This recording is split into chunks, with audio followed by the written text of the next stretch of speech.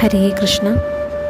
ഇന്ന് ഭഗവാൻ നമുക്കായി നൽകുന്ന സന്ദേശം, അതിനുവേണ്ടി ഈ വീഡിയോ മുഴുവൻ കാണാം.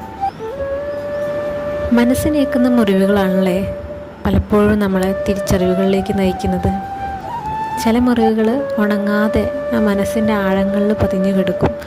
ചിലത് നമ്മളെ പഴയതിനേക്കാൾ ശക്തരാക്കും. ചില മുറിവുകളോ ചിലരെ പഴയതിനേക്കാൾ വീണ്ടും തളർത്തിയെടുക്കും. പക്ഷേ നമ്മളെ ഉയർത്തുന്നതും താഴ്ത്തുന്നതും മറ്റുള്ളവരാണ് എന്ന് നമുക്കൊരു ചിന്തയുണ്ട് അല്ലേ? ഞാനടങ്ങുന്ന, നിങ്ങളടങ്ങുന്ന സമൂഹത്തിൻ്റെ ഒരു ചിന്തയുണ്ട്. അവനാണ് അല്ലെങ്കിൽ അവൾ അങ്ങനെ പറഞ്ഞതുകൊണ്ടാണ് എനിക്കത് വിഷമമായത്, അല്ലെങ്കിൽ അവരങ്ങനെ ചെയ്തതുകൊണ്ടാണ് എനിക്ക് വിഷമമായത്.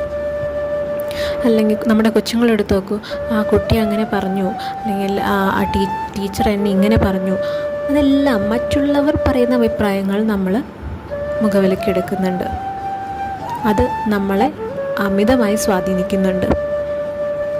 അപ്പോൾ ഭഗവാൻ ഇന്ന് പറയാവുന്ന കാര്യം എന്ന് വെച്ചാൽ, മറ്റുള്ളവരുടെ വാക്കുകളിലൂടെയല്ല നമ്മൾ നമ്മളെ സ്ഥിരീകരിക്കേണ്ടത്.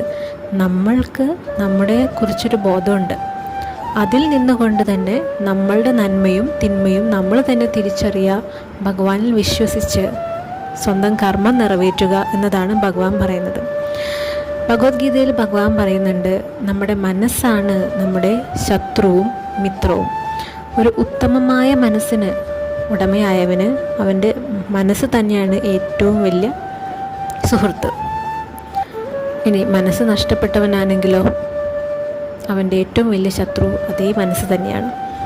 അപ്പോൾ ഈ മനസ്സിനെ കടിഞ്ഞാണിടാനായിട്ട് നമ്മൾക്ക് ഏറ്റവും നല്ലൊരു ഉപായം എന്ന് പറയുന്നത് ഭഗവാന്റെ നാമങ്ങൾ ഉച്ചരിച്ചു കൊണ്ട് നടക്കുക എന്ന് തന്നെയുള്ളൂ. അതിലുപരി വേറൊരു ഉപായം ഈ ലോകത്തില്ല. അത് 100% ഉറപ്പുള്ള കാര്യമാണ്. വേറെ എന്ത് ട്രീറ്റ്മെൻറ്റ് എടുക്കാനും, വേറെ നമ്മൾ ഏത് രീതിയിൽ ചെയ്താലും ഭഗവാന്റെ നാമങ്ങൾ ഉച്ചരിച്ചു കൊണ്ട് നടക്കുന്ന ആ ധ്യാനമുണ്ടല്ലോ, ആ ധ്യാനത്തിനേക്കാൾ വലുതായിട്ട് നമുക്ക് വേറൊന്നും തന്നെ സമാധാനം കിട്ടാനില്ല എന്നാണ് പറയുന്നത്.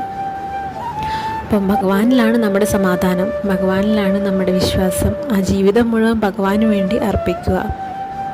അപ്പോൾ നിങ്ങളുടെ ജീവിതത്തിൽ ഉയർച്ചയും സമാധാനവും സന്തോഷവും കാണും.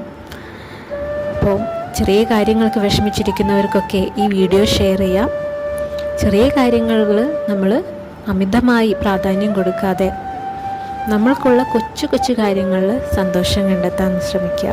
അപ്പം അതിനെക്കുറിച്ച് കൂടുതൽ ഡീറ്റെയിൽസ് ആയിട്ട് ഞാൻ നെക്സ്റ്റ് വീഡിയോയിൽ ചെയ്യുന്നതാണ്. നമുക്ക് എങ്ങനെ നമ്മുടെ ജീവിതത്തെ